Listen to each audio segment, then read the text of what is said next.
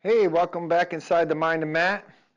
And in this is the start of my series on how to bend EMT conduit. I'm going to cover a couple of different subjects in this series, and I'm going to break them up into different videos so that the videos aren't that long. So in this video, I'm going to talk about the contents of the series, and we're going to go over the tools that you're going to need and use while bending conduit. Stay tuned.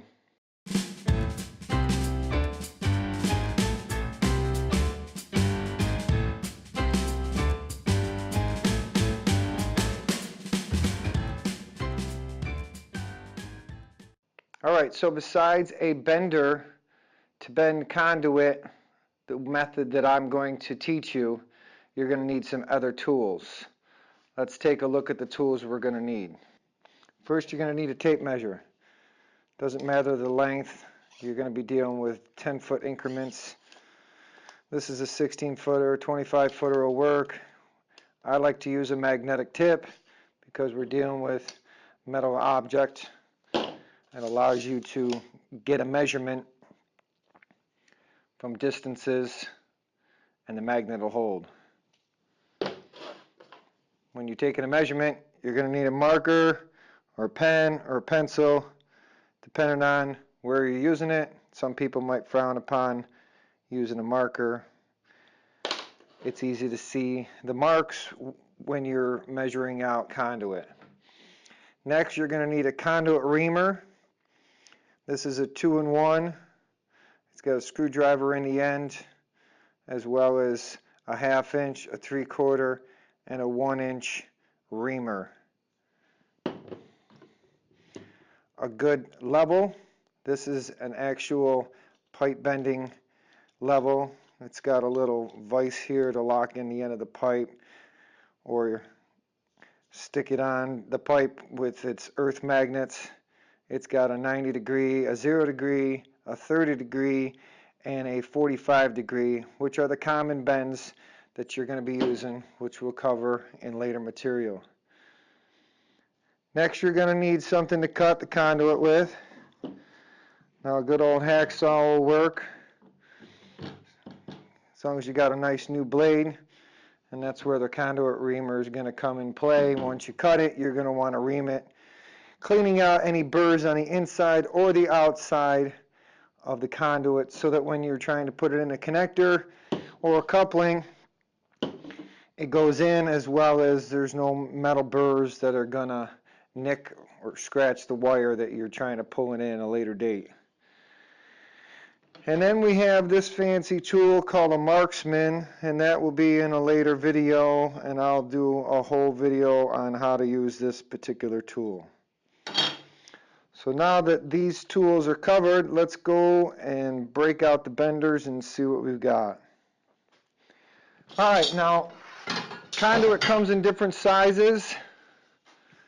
It comes in the smallest size you're going to use for electrical application, which is going to be your 1/2 inch.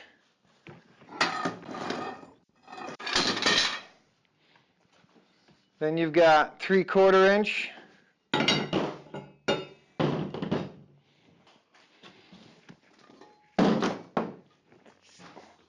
Then you got a 1 inch. And then, of course, the next size up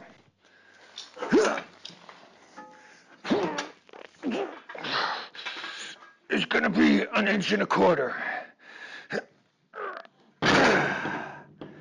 The next size up is going to be 1.5 inches, and then 2 inch. And both of those sizes, you're going to need a machine in order to bend it, or you use prefabs. So let's take a closer look at the main tool in the conduit bending task, and that's going to be the bender. It's got all kinds of marks on it. I'm going to take a close-up look at them, and I'm going to tell you what each one of them is for and what they mean. And then in later lessons, we'll actually take those marks and we'll apply it towards making the bend that we're attempting to make. Let's get a close-up. All right, so here we have the 1/2 inch bender. Pretty much all the bender's anatomies are the same. There's only going to be one difference, in each one of the benders, and I'll make sure I cover that. But this is the handle, and believe it or not, the handle has a use. It's got a fluted end here, which can be used for short stubs to place the end of the conduit in and tweak the bend a little bit, whether it's a little open or a little closed. It's an easy method I'll show you when we get into bending 90s and stuff. Alright, next you're going to have a series of degree marks. You're going to have 10 degrees, 22 degrees, 30 degrees, 45 degrees, and 60 degrees. And of course you can bend a 90. This is called the shoe. Now on the back side there's numbers 2.5, 2, 1.4, and 1.2. Now those are actually the multipliers. Oh, I forgot about 0.6. So these are actually the multipliers for this degree.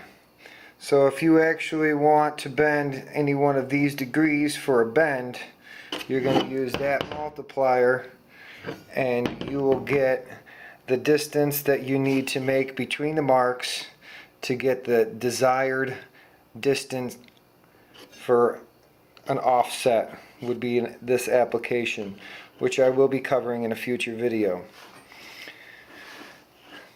The next thing is there's 3 marks. You got an arrow, you got a little notch, and you got a star. The arrow indicates the front of the bend. This little notch indicates the center of the bend, and the star indicates the back of the bend.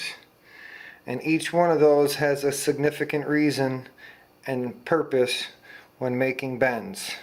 And I will be showing you how to use each one of these marks. Now the last thing I'm going to show you is each bender's got these marks, and it says stubs 5" to arrow. And what that means is you're going to deduct 5 inches for a 1/2" bender. Now if we look at a 3/4 bender, it's 6 inches.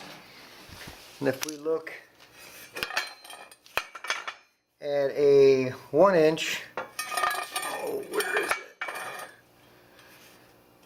Well, I guess it's not showing, but actually 1 inch is 8 inches. And then for 1.25 inches, 11 inches. So that's going to be the only difference, and that math will make a sense in our 90 video, how to bend a 90, which will be the next video in this series. Also, some of the other subjects and videos I'll be covering in this series will be offsets, cutting, saddles, and using the marksman. Don't forget, if you like this video, hit that like button. Make sure that you subscribe. Hit that notification if you're a new subscriber so that you'll know when my next pipe bending video or 3D printing video. There's lots of videos for you guys to check out. Don't forget to check out my links down in the description. And keep coming back for more Inside the Mind of Matt as we learn how to bend conduit together. Thanks again, everybody. Have a great day.